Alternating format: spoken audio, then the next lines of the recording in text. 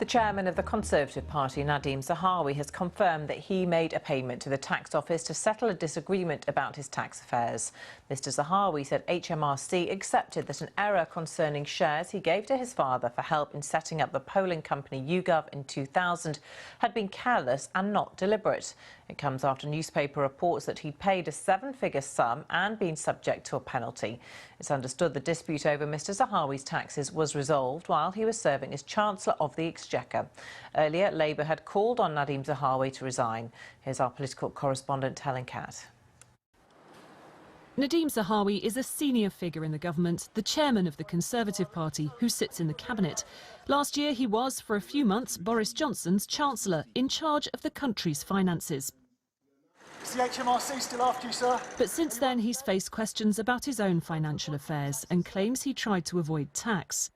Over the summer, he dismissed claims that HMRC was investigating him as inaccurate smears. This morning, a cabinet colleague defended him. I don't know about Nadeem's personal tax affairs. I wouldn't know personally in private to him, but he's been very clear that he's paid all his tax due in the UK, that his tax accounts are up to date, and of course he's engaged with HMRC.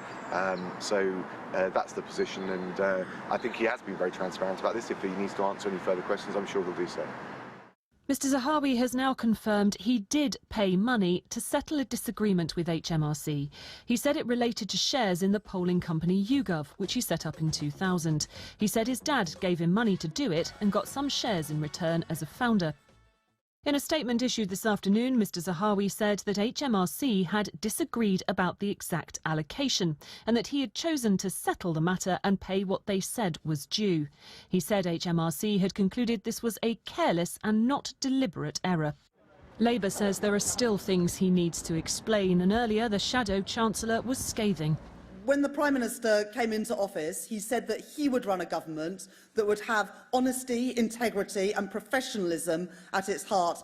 None of those three things are happening today. Morning.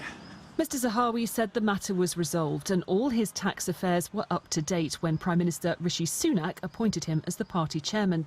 Have anything you want to say, Mr Zahawi? He has now given some explanation. The question will be if it's enough.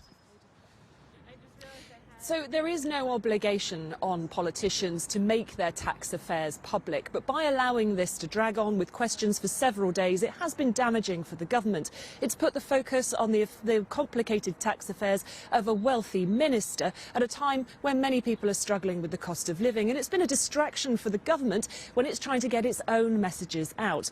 Now, Mr Zahawi has given some explanation now about what happened, but there are things which remain unclear, most notably the timeline when this was paid, and crucially what stage it was at when Mr Zahawi was the Chancellor and in charge of the country's finances.